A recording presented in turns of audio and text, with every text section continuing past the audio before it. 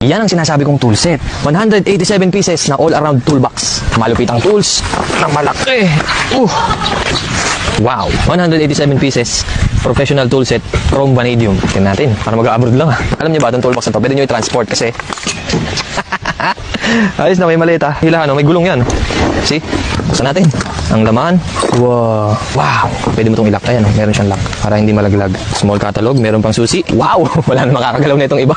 Wala nang makakapanguhang pinsan dito. Shout out, Boy Kaldag. Oh, may susi. May takip. Oh, ang dami. Wait lang. Unang layer pa lang yan. Tingnan natin yung second layer. Uy. Meron pa sa loob. Meron pang isa. Unlimited. Ang dami. Okay, so ito na yung pinakang malalim.